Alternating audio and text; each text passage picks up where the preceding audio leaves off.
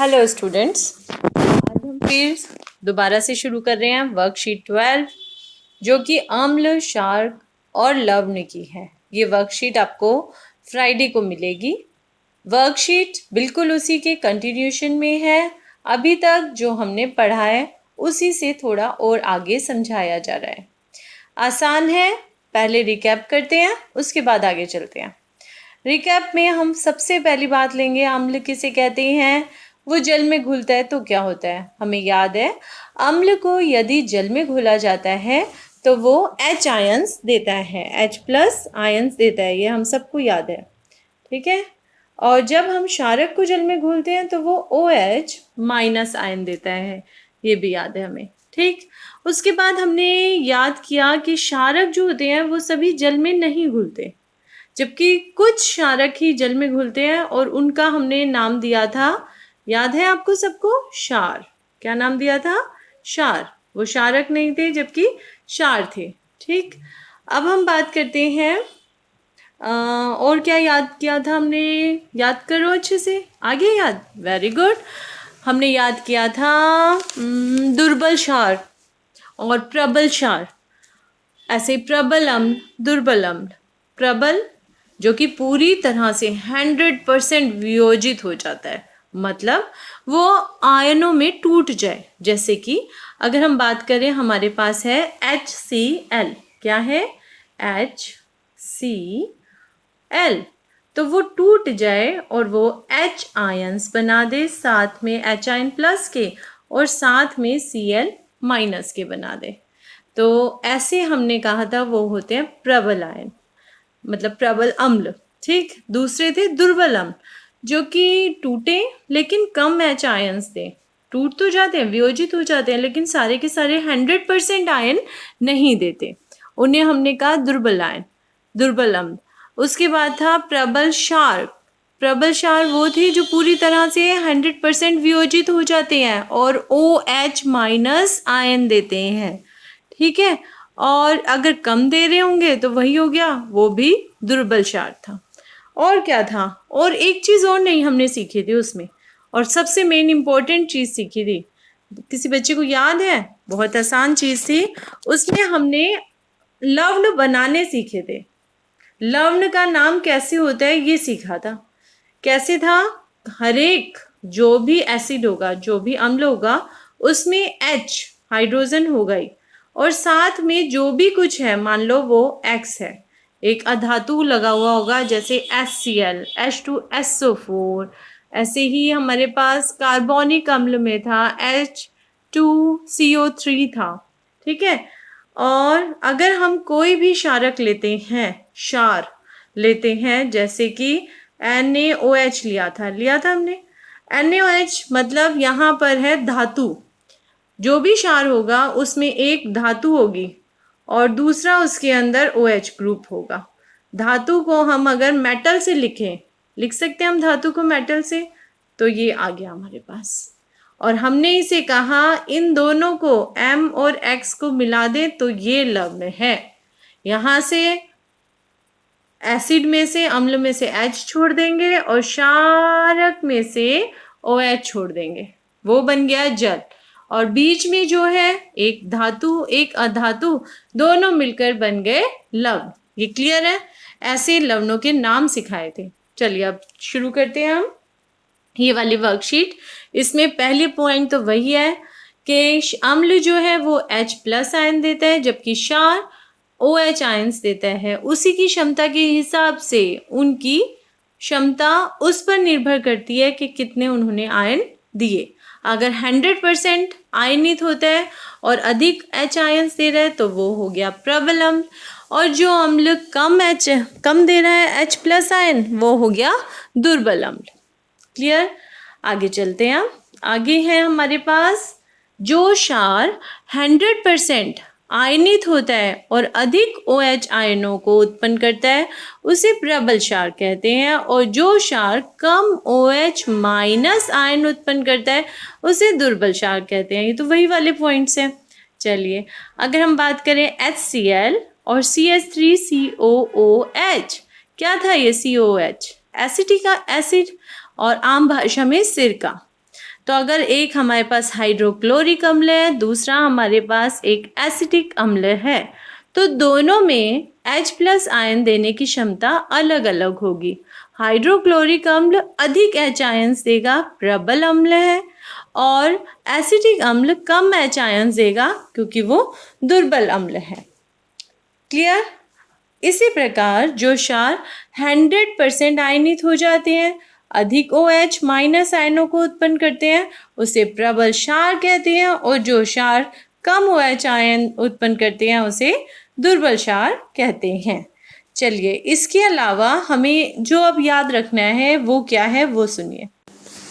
हाँ जी, अब हम याद कर लें जरा कि कुछ प्रबल अम्ल कौन से थे। हमारे पास था एक HCl, ये प्रबल था। दूसरा था हमारे पास सल्फ्यूरिक अम्ल H2SO4, और तीसरा था हमारे पास नाइट्रिक अम्ल HNO3। इसमें बात ये जो है हमारे पास ये वाला ग्रुप बेटा, ये X है, जहाँ हमने फॉर्मूले में X जहाँ पे रिप्रेजेंट किया था ये वो X है। ठीक है, चलिए, और था हमारे पास कुछ दुर्बल अम्ल, वो कौन से थे? वो था एसिटिक अम्ल। हमारे पास एसिटिक अम्ल मतलब CH3COOH। ठीक, इसके अंदर ये वाला जो है आपका बेटा ये X है। दूसरा था हमारे पास कार्बोनिक अम्ल, वो क्या था? H2CO3। इसके अंदर H छोड़ के ये वाला आपका X है। ठीक, याद हो गया आपको सबको?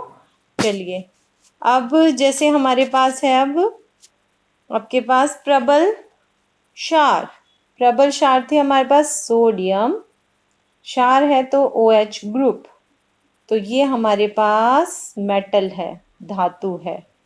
ठीक, दूसरा प्रबल में था KOH, इसके अंदर ये जो K है ये मेटल है, ये आपके पास धातु है। ठीक, अगला हमारे पास थे दुर्बल। कुछ हमारे पास दुर्बल भी क्षार थे, वो थे, एक ही याद कर लेते हैं हम, इससे ज़्यादा नहीं आता 10th क्लास में। वो है अमोनियम हाइड्रोक्साइड मतलब NH4। ठीक, इसके अंदर जो ये OH ग्रुप है ये अलग रह गया, और ये आपके पास अमोनिया बन गया मेटल। क्लियर? तो अब हम इससे क्या चीज़ सीखेंगे? इससे हम सीखेंगे अब आगे क्या करें, कैसे इससे लवण बनाएं। ठीक, ये अच्छे से समझ आ रहा है आपको? मान लो मैं आपसे कह रही हूँ मेरे पास एक लवण है, और लवण है सोडियम क्लोराइड। कौन सा लवण है बेटा? Sodium chloride. अब आप सोचो और इसका बताओ मुझे कि कौन से अम्ल से बना है और कौन सा इसमें क्षारक लगा है। मतलब Na मतलब मेटल है, Cl मतलब X है, तो फॉर्मूला क्या था? H के साथ X होगा और मेटल के साथ OH होगा। बस यही बन गया हमारे पास। H के साथ Cl लगा दिया और M जो है वो NaOH बन गया। बस, तो अगर आपसे ये पूछा जाए सोडियम क्लोराइड बनाने में कौन सा अम्ल है, तो अम्ल है HCl, और कौन सा क्षारक है? NaOH। क्लियर है? अगला देखो, अब एक और मैं उदाहरण आपको दे रही हूँ जो इसमें दे रखा है आपके वर्कशीट में बकायदा। वो है एक लवण K2SO4। सोचो, हमें ये पता है जो आगे होता है वो होता है मेटल, जो पीछे दे रखा था वो था X।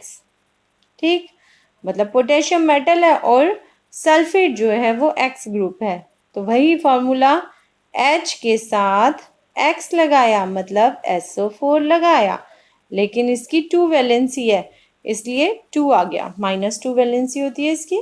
अच्छा, चार्ज इस पे -2 का था, हमने 2 यहाँ लगा दिया।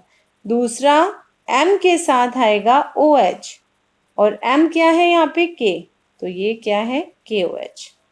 तो ये आपका H2SO4 एसिड है, अम्ल है, और KOH आपके पास क्षार है। क्लियर? एक और देखते हैं उदाहरण। अगला उदाहरण हमारे पास आ रहा है इसका, जैसे कि Na2CO3। फिर वही सोडियम मेटल है और CO3 X है। तो फॉर्मूला कैसे बना होगा ये इसमें जुड़ा होगा एक एसिड, एसिड के अंदर होगा CO3, इसकी वैलेंसी -2, तो ये आ गया 2 H2CO3, मतलब कार्बनिक अम्ल। साथ में कौन जुड़ा होगा, NaOH, है ना, M और OH। आ रहा होगा सब बच्चों को समझ? नहीं आ रहा तो मुझसे पूछ लो कि नहीं आ रहा है या आ रहा है। अगला देखिए, कमेंट बॉक्स में लिखो, आप लाइक करो, शेयर करो और सब्सक्राइब करो, और साथ में प्लीज़ कमेंट्स दो, जिससे कि मुझे पता लगे कि बच्चों को समझ आ भी रहा है या नहीं आ रहा। मुश्किल कुछ नहीं है, समझने की ज़रूरत है। अगला है जैसे कैल्शियम क्लोराइड। बताइए अब क्या करें हम। ये आपके पास M है, ये आपके पास X है, H के साथ लगा दीजिए X और M लगा दीजिए OH के साथ। वाओ, कितना आसान है, सबसे आसान है। इससे आसान तरीका आज तक मैंने भी नहीं पढ़ाया बच्चों को। वर्कशीट में बहुत अच्छे से दिया हुआ था, पिछली वर्कशीट में, वर्कशीट नंबर 11 में, कि आप HX लिख लो और MOH लिख लो। वाओ, बहुत बढ़िया। चलिए अब आगे चलते हैं।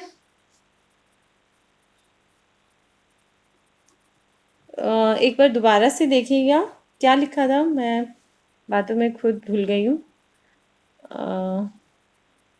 ये क्या था हमारे पास, क्या था, हाँ कैल्शियम क्लोराइड बनाया था, सॉरी। उसके लिए हमने लिया, ये आपका M था, ये हमारे पास X था। नाउ हमने कहा कि X लगा दो यहाँ पर और M लगा दो यहाँ पर, मतलब कैल्शियम हाइड्रोक्साइड। सॉरी, इसका ट्वाइस लगाया था ना, मैं उस टाइम जल्दी में शायद भूल गई थी। तो कैल्शियम हाइड्रोक्साइड में ट्वाइस लगाना बेटा, ठीक, क्योंकि इसकी वैलेंसी 2+ होती है। चलिए अब आगे चलते हैं।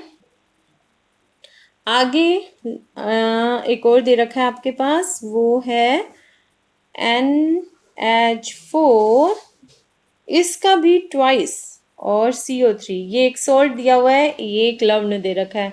अब बनाइए, कितने बच्चे बनाएंगे मेरे साथ साथ, देखिए H2CO3, ये बन गया अम्ल H के साथ, और NH4 है, उसके साथ जोड़ दिया OH, सिंपल। ये इसके अंदर अम्ल है और ये इसमें क्षारक है।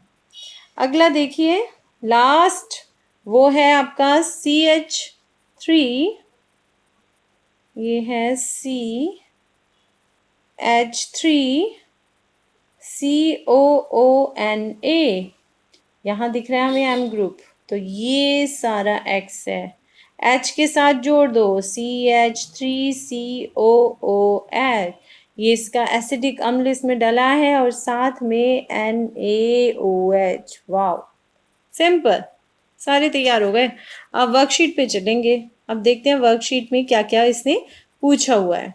चलिए वर्कशीट पे हम आ गए हैं, इसमें देखते हैं क्या पूछा हुआ है। यही दिया हुआ था इसने, लवण के प्रकार, प्रबल अम्ल। अब ये हमने सीख लिया, उदाहरण NaCl। NaCl में NaOH क्षारक है, क्षार है, और HCl अम्ल है। HCl स्ट्रॉन्ग होता है, NaOH भी स्ट्रॉन्ग होता है, दोनों प्रबल है। तो ये प्रबल अम्ल और प्रबल क्षार से बना है ये लवण। अगला देखिए, K2SO4, H2SO4 अम्ल हो गया और KOH इसमें क्षार हो गया। इसका मतलब ये भी कैसे बना है, अधिक,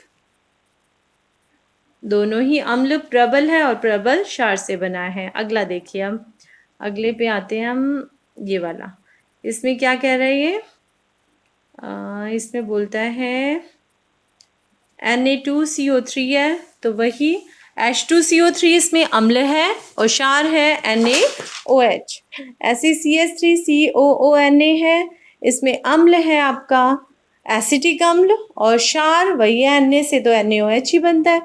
चलिए अगला देखिए, CaCl2, तो Cl लिखा हुआ है, HCl बन गया, और Ca से बन गया कैल्शियम हाइड्रोक्साइड CaOH ट्वाइस।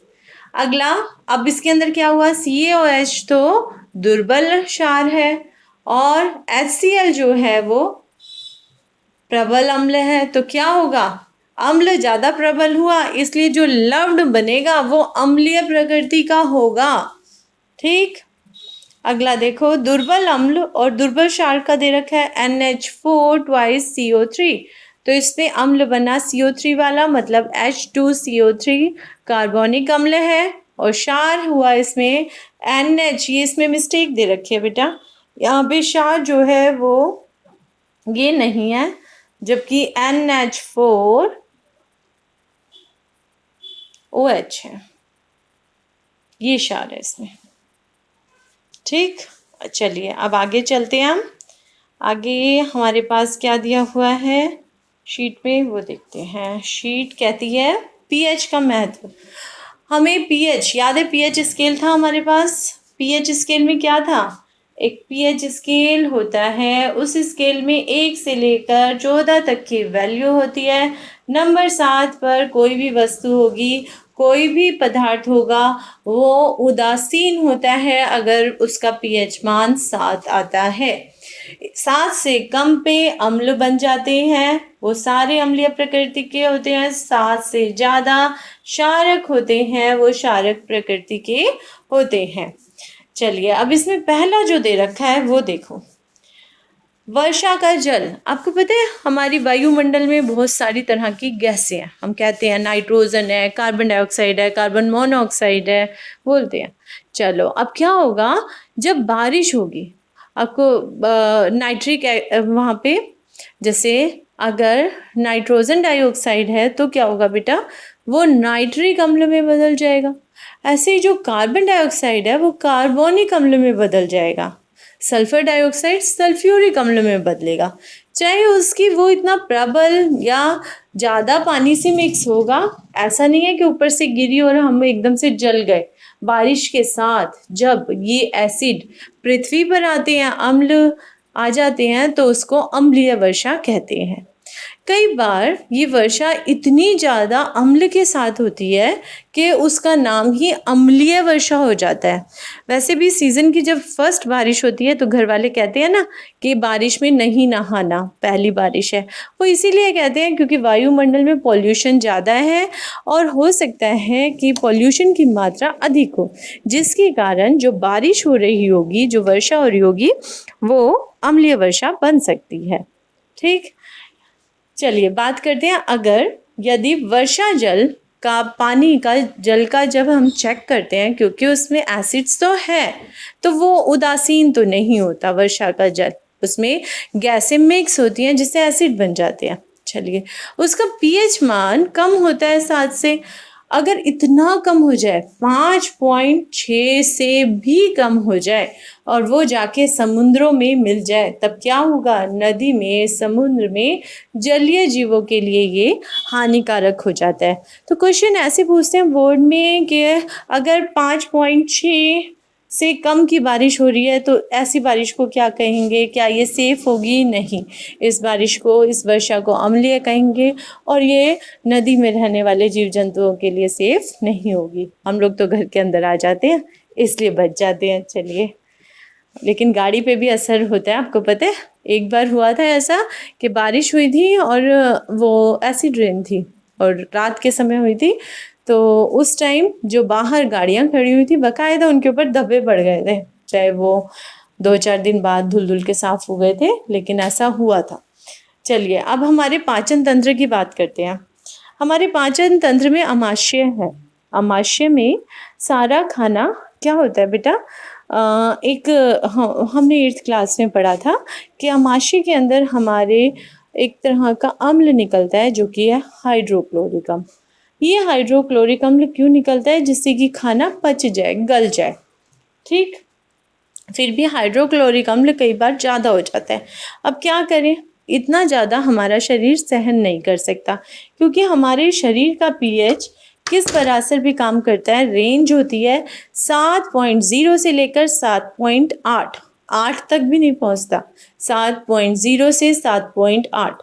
अगर ये अम्ल अधिक हो गया तो हमारे शरीर के लिए नुकसानदायक हो सकता है, इसीलिए हमें एसिडिटी हो जाती है अगर अम्ल ज़्यादा हो जाए। उस केस में हम क्या करते हैं, इस अम्ल को कम करने के लिए क्षारक ले लेते हैं, और उस क्षारक में हम 2 तरह के एंटासिड यूज़ करते हैं बेटा। या तो हम मिल्क ऑफ मैग्नीशिया यूज़ कर लेते हैं, या फिर घर में कभी खाने के सोडे को सुना होगा, मम्मी ने पानी में घोल के दे दिया पी लो, तो वो क्या होता है, सोडियम बाई कार्बोनेट। चलिए अब बात करते हैं, खाना खाने के बाद हम सबको क्या कहते हैं, ब्रश कर लेना चाहिए। कुछ भी मीठा खाया ब्रश कर लो, ज़्यादा मतलब रात को खाना खा के ब्रश करके सोना चाहिए। क्यों ऐसा कहते हैं, क्योंकि अगर हम ब्रश नहीं करेंगे तो क्या होगा, हमारे मुंह में जो जीवाणु होते हैं बेटा, वो सारी की सारी शर्करा को अम्ल में बदलना शुरू कर देते हैं, और उससे क्या होता है, मुंह का पहले ही पीएच कम होता है, ठीक है, और उसके बाद उसके अंदर ये अम्ल और बन जाए तो उसका मान 5.5 से भी कम होना शुरू हो जाता है। और अगर इससे कम होना शुरू हो जाता है तो हमारे दांत खराब होने शुरू हो जाते हैं। एसिड तो हर चीज़ को खराब कर सकते हैं हम, तो हमारे दांत भी खराब होने शुरू हो जाते हैं, कैविटीज़ बन जाती हैं, ठीक है। इसीलिए क्या करते हैं, टूथपेस्ट से हम पेस्ट करते हैं, और टूथपेस्ट जो होता है वो क्षारकीय प्रकृति का होता है, जिससे कि वो अम्ल को न्यूट्रलाइज कर देता है, उदासीन कर देता है। एक और बात, मधुमक्खी बहुत बच्चों को काट जाती है, नहीं तो देखा तो होगा मधुमक्खी कैसे काटती है। मधुमक्खी जब काटती है तो वहाँ पर सूज जाता है। क्यों, मधुमक्खी एक अम्ल छोड़ती है। अब घर वाले क्या कहते हैं, जैसे ही मधुमक्खी ने काटा, अरे इस पे सोडा लगा दो, इस पे कोलगेट लगा दो, ऐसा बोलती है ना। तो ऐसा क्यों बोलते हैं, बेकिंग सोडा लगाने के लिए बोलते हैं। क्यों, क्योंकि वो दुर्बल क्षारक होता है, और अम्ल के साथ क्षारक मिल जाए तो उसका असर खत्म कर देता है। या साबुन से धो लेते हैं, साबुन में भी क्षारक होता है बेटा। एक आता है, एक नेटल का पौधा है बेटा, उसकी पत्तियों के अंदर बाल बाल से है, और वो बाल ऐसे हैं बहुत जोर की, जैसे डंक लग गया मधुमक्खी का, ऐसे चुभते हैं। तो क्यों, क्योंकि उसके अंदर भी एक तरह का अम्ल निकलता है उसके बालों से, जिसको बोलते हैं मैथेनोइक अम्ल, ठीक है, जिसके कारण जलन का अनुभव होता है। चलिए अब बात करते हैं, अगर मिट्टी का पीएच पौधों के लिए उपलब्ध होता है, हमें पता है मिट्टी से ही लेते हैं, अगर मिट्टी का भी पीएच कम हो जाता होगा तो क्या करें, कोई क्षारक मिला दे। अब यहाँ पर हम क्षारक क्या करें, चूना मिला देते हैं या तो, ठीक है, किसानों में किसान खेतों में, या फिर क्या मिला देता है, कैल्शियम कार्बोनेट, उसको मिट्टी में मिला देता है। चलिए बहुत अच्छी वर्कशीट थी, बहुत आसान है, अगर याद करेंगे कहानी की तरह सुनते जाओ और ऐसे ही याद हो जाती है, भूलते नहीं है। और वो तो लवण निकालना तो सबसे आसान हो गया। चलिए प्रत्येक लवण को अम्लीय, क्षारकीय या उदासीन रूप में पहचानिए। बताइए जरा, KCl लवण है, इसमें KOH होगा मेटल, और Cl है मतलब HCl इसमें अम्ल है, दोनों ही प्रबल है। तो क्या करें, इसके अंदर ये उदासीन रूप माना गया इसका। दूसरा देखते हैं, Na आते ही नाम आ गया धातु का, तो ये तो हो गया हमारे पास क्षारक NaOH। NO3 है, नाम किसके साथ जुड़ेगा, H के साथ, H2NO3, ये तो नाइट्रिक अम्ल, दोनों ही प्रबल, तो ये भी हो गया उदासीन, ठीक है। NaOH भी प्रबल है क्षारक, और H2NO3 भी प्रबल है एसिड, तो ये हो गया उदासीन। तीसरा देखते हैं, अब तीसरे में देखो NH4 ट्वाइस SO4, NH4 है, ये तो मेटल है, NH4OH, ये तो दुर्बल क्षारक हो गया। अब SO4 है, H के साथ जोड़ा, H2SO4, ये प्रबल अम्ल है। तो ये तीसरे वाला जो है ये अम्लीय प्रकृति का लवण है, तो लवण ये अम्लीय होगा। चलिए अगला देखिए, मैग्नीशियम क्लोराइड, इसमें अम्ल पहचानिए। कितने बच्चों ने पहचान लिया इसका अम्ल, जल्दी बताइए मुझे। पहला अम्ल होगा इसमें Cl है तो HCl अम्ल होगा। दूसरा क्षारक, क्षारक कौन सा होगा, MgOH। आसान। चलिए अगला देखिए, प्रत्येक भोजन के पश्चात हमें दांत साफ करने की सलाह क्यों दी जाती है? क्योंकि भोजन करने के बाद हमारे मुंह में, यही वाली लाइन लिख लोगे, भोजन में उपस्थित शर्करा का जीवाणुओं द्वारा अमल में परिवर्तित होने के कारण हमें, जिससे दांत खराब हो सकते हैं, इसीलिए हमें टूथपेस्ट कर लेना चाहिए। चलिए अगला है, जलीय जीव अम्लीय वर्षा से किस प्रकार प्रभावित होते हैं? यदि वर्षा का जल का पीएच मान 5.6 से कम हो तो उसे अम्लीय वर्षा कहते हैं और इससे जलीय जीवों को हानि पहुंचती है। ठीक है, वो सांस नहीं ले पाते बेटा। चलिए अगला है, उनको बेटा ऑक्सीजन नहीं मिल पाता, वो सांस नहीं ले पाते हैं। अगला देखिए, एंटासिड किस प्रकार कार्य करते हैं? एंटासिड क्या होते हैं? एंटासिड क्षारक होते हैं और वो अमाशय में बनने वाले अम्ल के साथ अभिक्रिया करते हैं और उदासीनीकरण का कार्य करते हैं, जिससे कि अम्ल शरीर में से कम हो जाता है। 2 एंटासिड के नाम, दोनों नाम दे रखे हैं।